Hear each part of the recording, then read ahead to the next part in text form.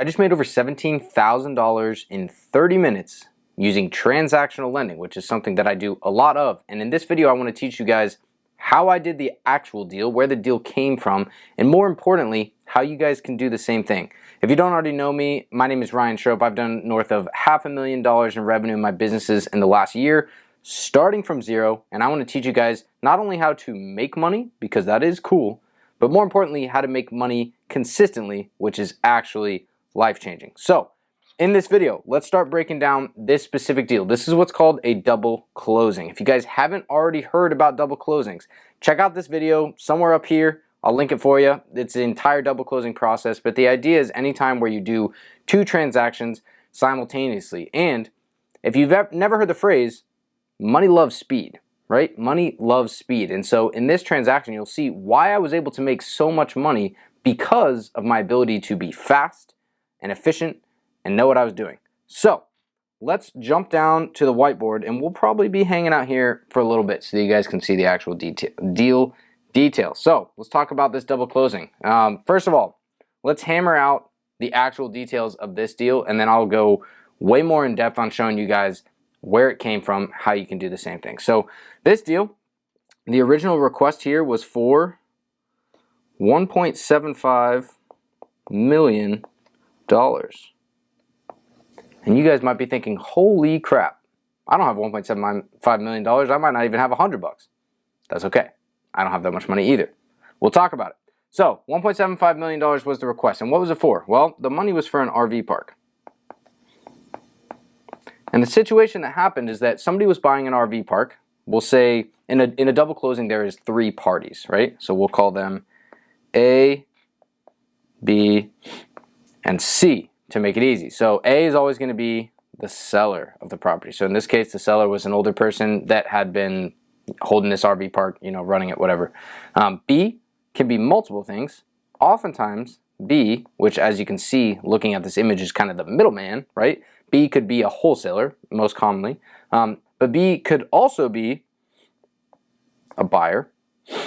And you'll actually kind of see how that works out in this transaction. And then C is at the very end of the transaction, and that's definitely going to be an end buyer, right? That's going to be whoever's actually ending up with the transaction. Could be a person, could be an entity, could be a hedge fund. I don't know. One of those things, right?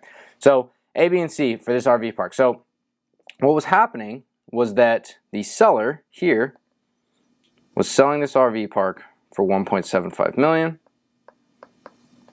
Oh, that does not look like an M. 1.75 million, and then our buyer at the end over here was going to come in, and they were buying it for $3 million, right? So there's a big gap there. Why is there a big gap there? Well, there's a lot of details that go on these larger transactions, but in general, what was happening was what's called a 1031 exchange, which I am not going to fully explain. 1031 exchange, but a 1031 exchange is basically a tax, I don't know if you want to call it a loophole or whatever, but it's something where you can basically take your money from one real estate transaction, put it into another tax-free, so that you don't pay capital gains, which is taxes when you sell something. So a 1031 exchange was going on here, and that's why the numbers look a little funky. But our request was for $1.75 million. So what happened was, originally they were just going to close on this transaction start to finish, right? A to C, which would have just been A to B originally. But at the good old-fashioned 11th hour, as they like to call it, the attorney came in and said no,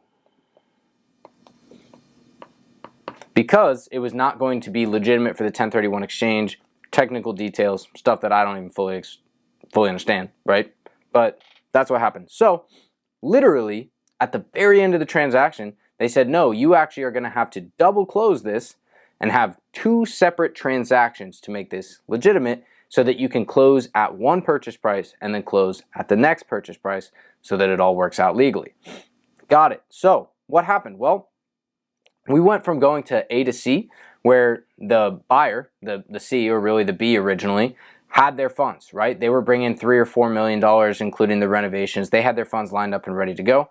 But now all of a sudden, the attorney has said, no, we're actually shifting this to a double closing. And now the middleman, which is really kind of part of the buyer's team in this scenario, needed to come up with $1.75 million cash, not from the lender, in 2 days. which for anybody, for the most part, is not an easy task, right? So that is your context for this deal. So what actually happened here? Well, I'll explain to you guys, like I said, more about all the deal details, where it came from and all that stuff, but I want to get through the nitty gritty first. So for me, personally, when I look at a double close, we'll call them a DC, I charge 1.5% interest. What does that mean? So what that means is that if I lend, do a little example here. So if I lend $100,000, 1.5% of that would be $1,500, which would mean that I would get $101,500 back, right? So that's my return. You may think, well, that's not a lot of money. Well, double closings, you wire the money, and if you set it up correctly, you literally get the money right back, right? So wire the money, get the money right back. Basically, I make $1,500 while I'm drinking my morning coffee. Not bad, right? Especially if you can do it a bunch of times, which we'll talk about. So that was the scenario here as far as what I was charging. When this person reached out to me, they said, hey, we know this is kind of crazy, but we need $1.75 million in by tomorrow, right? And I'm like, whoa, that doesn't necessarily follow our processes, but let's talk about it. So right off the bat, if you're watching this and you're thinking, I need a double closing and I want to work with you, Ryan, I'll tell you right off the bat, it is pretty rare for us to do one this quickly, but I'll tell you guys why it worked. There's so much that goes into a real estate transaction, from getting the lender's approval, doing your inspections, doing your appraisals, getting everything confirmed. And on this particular deal, all of that stuff was already done. And not only was all of that stuff already done, the funds were already received to close this transaction. This transaction, when I say 11th hour, like we're talking this close. Like the transaction was basically closed. And so those funds, that $4 million, it was $3 or $4 million were already sitting in escrow, ready to close on this. So when we send $1.75 million, it is protected by those closing funds, that $3 to $4 million already. So the HUDs were already finalized. The money was already in. Everything that I would normally have to do on the front end to get stuff done was already done. So because of that, I said, okay, this might actually have some legitimacy, right? This might be possible. But putting $1.75 million together, which I'll talk about, is not easy ever for any reason, right? And one of the biggest things is that you gotta move money around, you gotta put everything together, whatever. And so in this scenario, what we did was I said, okay, look, normally I'm gonna charge 1.5% interest. If you go to swiftemd.com, that's exactly what you'll see. But I said, for this, if you're gonna make me do this in a day, I'm gonna have to drop everything I'm doing and try and throw this stuff together. And I'm willing to do it because of how good of a deal this is, but I'm gonna charge an additional 1%. And you guys might be thinking, well, that's not that much money because they had a big surplus. You're right, but I also want to be fair in my lending. And for me, adding that 1% made it worth it for me to rush and skip out on some of the other things that I was doing. So for those of you that just think about money, let's theorize for a second. $1.75 million. I'm totally pulling my calculator out in a second for this. $1.75 million plus my 2.5% in interest. Somebody knows this number before I do, but I'm going to type it in. 175 times means that we would be making $43,750 in 30 minutes. Now we're thinking this is pretty cool, right? But here's a couple things that came up. First of all, $1.75 million is really quick. And what happened was we actually had somebody else come to the table from the buyer's team that was associated with them in some way that said, hey, look, I'll actually bring, who should I put here? I'll put I'll put B. It was somebody that was on the B part of the transaction, said, I'll bring $800K and I'll wire it right now. Cool. So now we went from 1.75 million to 950K. Awesome. 950K is what was needed, that was left. Great. So now we've decreased it a little bit. What does that bring us down to? So now we go from 43 grand, kind of more or less cut that in half. 23,750. Again, not bad for 30 minutes, right? So fantastic. $23,750 is what we were going to make total. I'll break down all of that for you guys. So now that we had all that in place, again, we had already confirmed that the funds were already in escrow, which is a huge deal. The funds were already there. The HUDs were already finalized. All we had to do was add ourselves onto the HUD and add on our payoff. So once we had agreed to our 2.5% total up there, we were pretty much ready to roll. We just had to get that HUD finalized. So we got the HUD finalized. What that means is you've probably heard me talk about this before, but if you haven't, the HUD is just something that tells you where all the money goes in a transaction. So I added my company onto the HUD and said, hey, we're going to send a bunch of money. You owe us this much money. You can't do anything with any money until you pay us back. And then we get that signed by title. So that's what happens there. But we were on the hook for $950,000. Now, this is one of the most common things that I talk about and that people bring up all the time. Well, I don't have $950,000, Ryan, so I can't do what you're doing. I don't have $950,000 either. But for a lot of you guys that are watching this, whether you're connecting to me through YouTube or Facebook or social media, whatever, if you are on social media and you are surrounded by other people in the real estate world, right, in the world of making money, if you're not, that's step one. Go do that, right?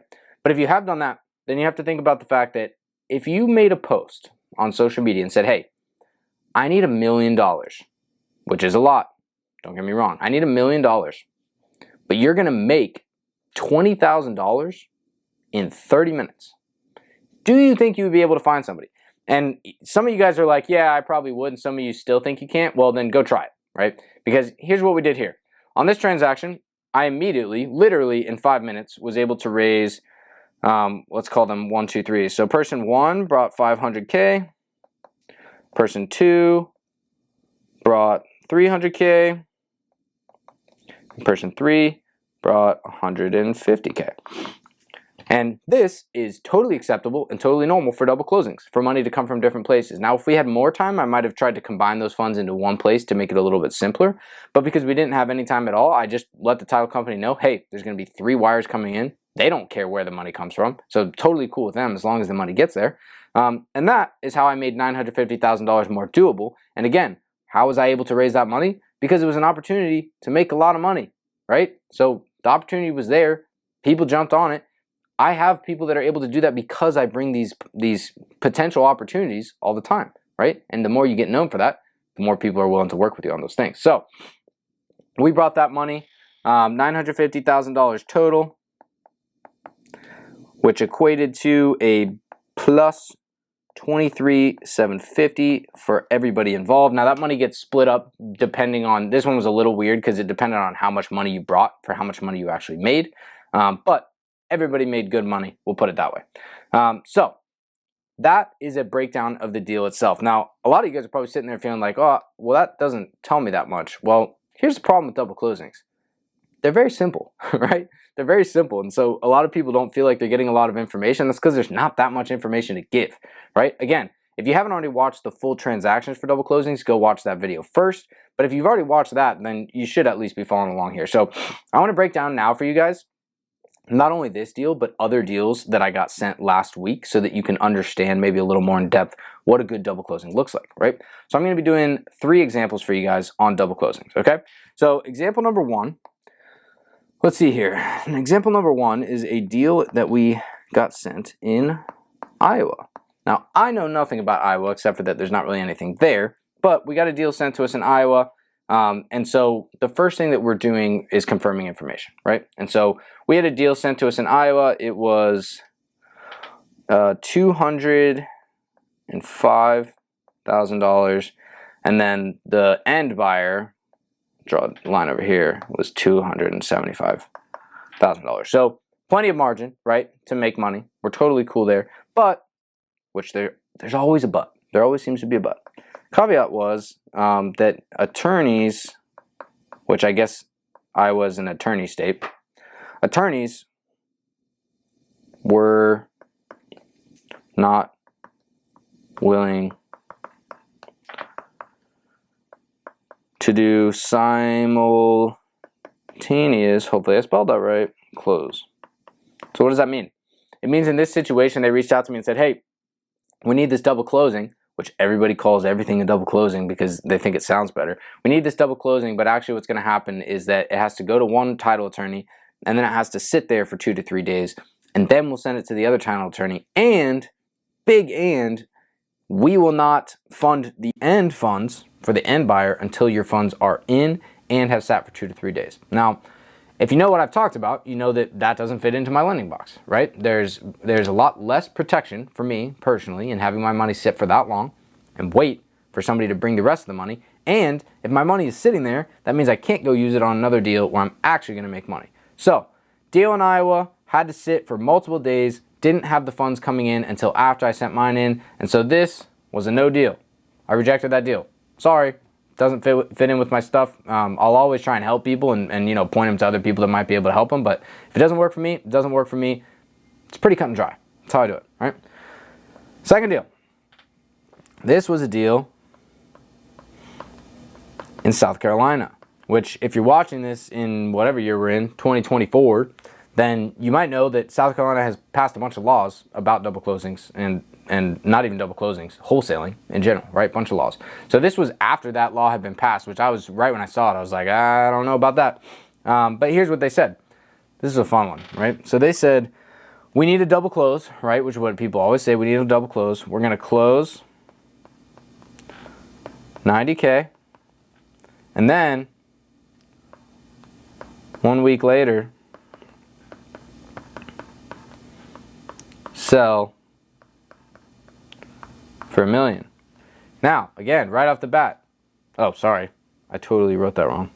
It was not $1 million. I added one too many zeros. It was 100K. Point is, they had their margin, right? 90K to 100K. But where's the kicker? Well, the first kicker for me was that I don't know the laws of South Carolina, and so I was like, look, I'm going to have to talk to the attorneys on this and make sure that this is still legal based on the new laws because I don't pay that much attention to that stuff. So that was red flag number one. Red flag number two, they wanted us to close, wait a week, and then do it. Is that a double closing? By definition, no, it is not, right? The definition of a double closing is simultaneous A to B and B to C closings where they both close simultaneously.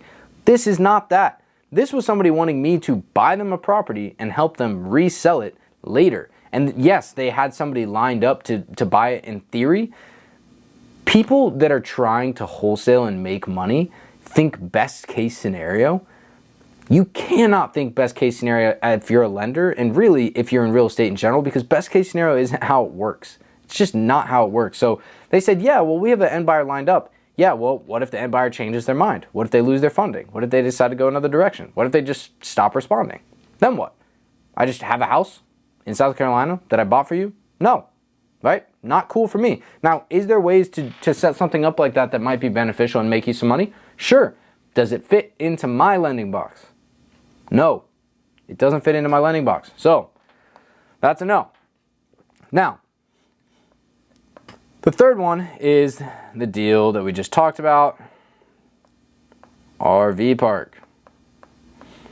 So why did this deal pass for me? Well, a couple of my requirements that I've talked about is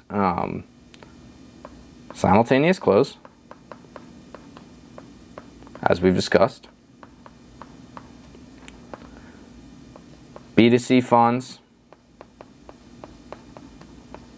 sent in, and one of my favorites, we'll just give it a check mark, communication. So when these people reached out to me, they had a high level of communication, all the funds were already in, the simultaneous closing was insured and guaranteed, and I confirmed it with the title company, so everything that I needed had already been checked off. So again, up here with all this weird stuff, that stuff wasn't happening, and it's actually really easy to figure this stuff out. Like, you can very quickly weed out these guys up here. Like, it was like a 2-minute thing for me. I looked at it and was like, yeah, no, that's not gonna happen, right? This RV park was a longer one because I was like, wait, all the stuff's there, but they're kind of rushing us. Usually, rushing is a bad sign, but in this situation, there was a good reason for it.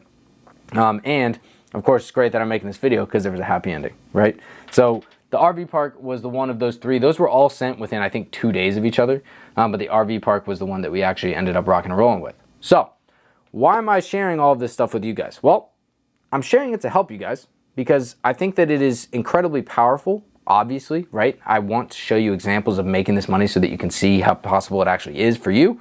And I also want to break down where the deal came from so that you can maybe get a little bit of encouragement and understanding of what might be next for you. Real quick, if you guys don't already know, I not only help fund double closes in EMD for people, but I also help people get their first deals funded so they can make money and actually get encouraged. So if you guys know somebody that needs funding or you need funding yourself, swiftemd.com is right there. Click on it, I'll get you funded.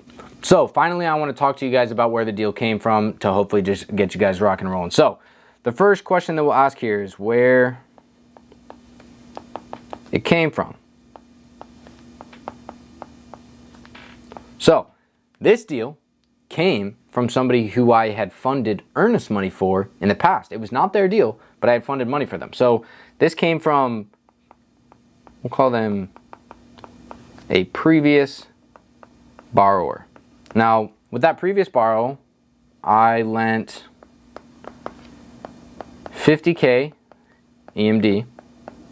So I had already established my credibility as somebody that could do this stuff. And so what happened was, funny enough, which is my bad, right? So I'm trying to talk about this stuff more. I didn't even tell them that I did double closes. I had just shown them how efficient I was with lending them $50K when they needed it. And so they reached out via email with this other person CC'd and said, hey, I don't know if my partner Ryan can help with this, but he funded our deal really quickly, so he might be able to be helpful.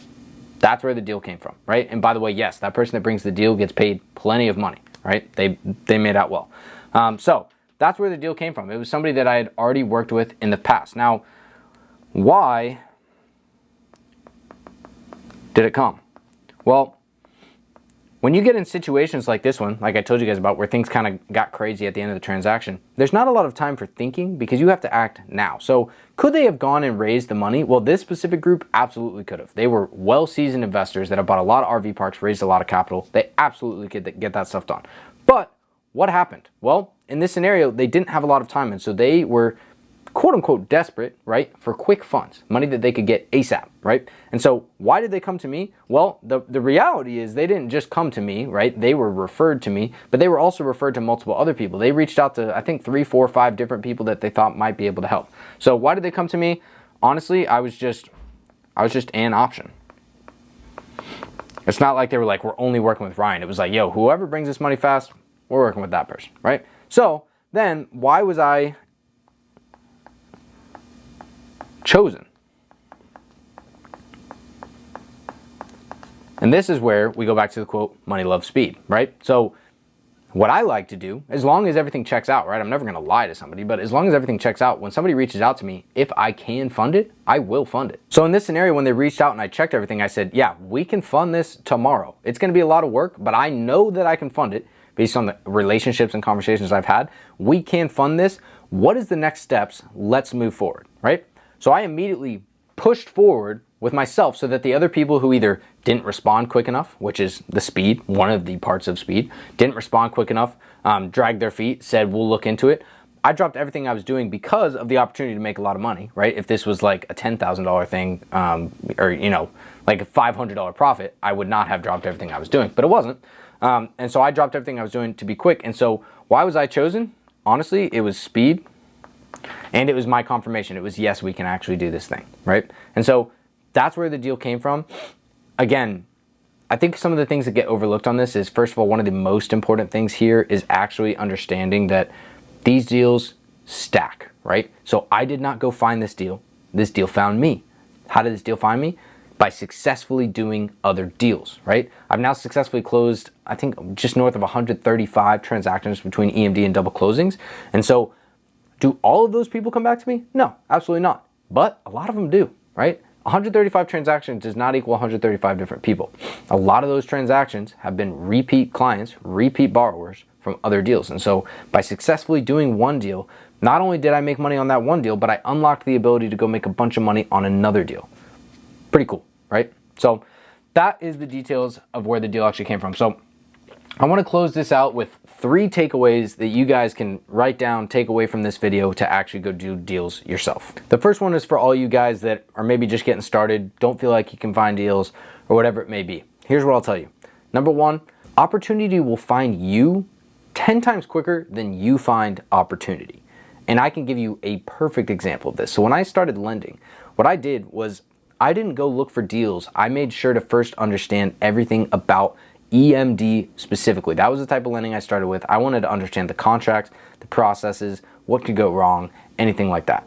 The day I can't make this up. The day that I finished all that, I spent like 2 weeks, roughly, something like that, figuring all that stuff out, figuring out the contracts, reading through them. I read through them a bunch, getting all of that in order. The day that I texted my friend and said, hey, I think I'm ready to start lending, I got my first deal. I'm not making that up.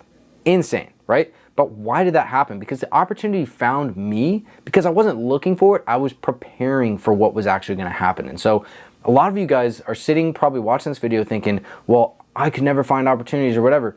You're probably not ready for the opportunity to come to you, because I didn't go find this opportunity, right? This opportunity found me because of the position I put my in through social media, through doing other deals well, through being prepared, through networking with people. There's so much buildup. So I don't want you guys to see, the title of this video or whatever and be like, oh, I can go make out, go make $17,000 in 30 minutes.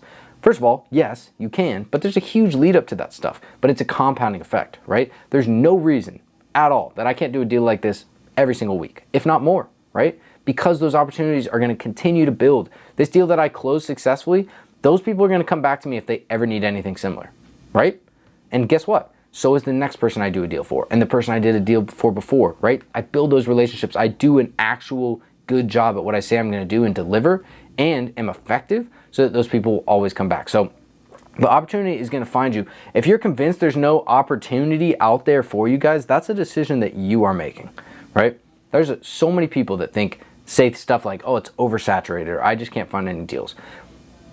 There is nobody that you can blame for that except yourself. And I'm not saying this to try and put anybody down. I'm saying this to try and help you guys, because factually speaking, there is nothing between you and getting deals and making money, especially in this stuff that I'm talking about, except yourself. So if you're not getting deals, don't look at what other people are telling you or whatever. Don't look at what, whatever crazy world you're dealing with, living in, whatever. You are the reason that you are going to succeed or not succeed. Plain and simple. So you can either go figure this stuff out for yourself, make the changes you need to change, audit your time, audit your life, audit your outreach, audit the people you're hanging out with. You can either go do all those things, or you can just decide that it's not going to work out for you. And personally, I'd prefer if you go the route that actually makes you money, makes you successful, helps other people. But at the end of the day, it's totally up to you. The second takeaway is that raising money is so simple when you really get into it. I never would have dreamed that I could raise almost $1 million in 15 minutes. But on this deal, I did exactly that. Literally, it was 15 minutes, $1 million, boom, put it together, sent that money out. And the reason I was able to do that is because I've established my credibility. I am confident. I'm not just credible, I am confident in what I'm doing, so that when I tell somebody that there's a deal, they trust that I have already done my due diligence, checked the contracts, confirmed that everything is in order. They know that I've done those things. So when I bring them a deal, for them, light bulbs, right? Dollar signs in the eyes, because they know that they're going to make good money because I've already vetted the deal and done my best. Now, is that always the case? No, I absolutely can and will mess up, and it sucks, but it's true. So is there a guarantee? No, but they know that I've at least done my due diligence. I've done my best, and a lot of times borrowers will also do their own due diligence, which is what you should do. Sorry, not borrowers, lenders should do their own due diligence, even if I am trustworthy, because at the end of the day, you shouldn't trust me more than anybody else, because I make mistakes as well. The third thing is to treat every deal like a bad one. I cannot tell you guys the amount of times where somebody has sent me a deal and then emailed or texted or called and been like, we're going to make so much profit on this deal. Seriously, you're assuming this deal is going to close? Because I can tell you guys right now, I probably right now get sent 5 to 10 deals a day, and maybe one of them is a deal. Maybe one. So like 10%, right? I would say that's an accurate number. 10 to 20% are actually deals. So assume it's a bad deal. Don't assume it's a good one. Assume it's a bad deal, and then try and poke as many holes as you can. And if you poke every hole you can think of, right? You talk with people that know what you're doing. You confirm yourself. You go through the paperwork. You talk to the title company, and you just keep trying to poke holes. And after all that work, you still can't poke a hole. Then we can start thinking about, okay, this might be a good deal. And for the record, even if you think it's a good deal, I would never think about the profit until the deal is actively going on, and honestly, until the profit lands back in your account, because lending can be risky no matter how much mitigation you do, and there is never a guarantee you can get. I mean, think about these guys, right? The example of this deal, they got this deal to the 11th hour, multi-million-dollar deal. It was literally, they had already sent the funds in, and then they get a call, hey, we actually can't close this deal, right? So good thing that they weren't just sitting there counting their money, right? They took action, they got this thing done. And you have to think of every deal as a bad deal, assume it's gonna be wrong, poke those holes, and then go from there. So if you're lending money, it's not only your right, but your job to confirm that everything is accurate. And if you do that, then you will be successful. If you liked what I talked about today, you want to learn more about lending, you just want to talk with other people that are actually doing this stuff and not feel like you're alone, I've created an entire free lending community right down there. You guys could jump inside there. You can go to the free trainings, free webinars, live challenges, and just connect with other people that are doing it. So I'll see you guys inside.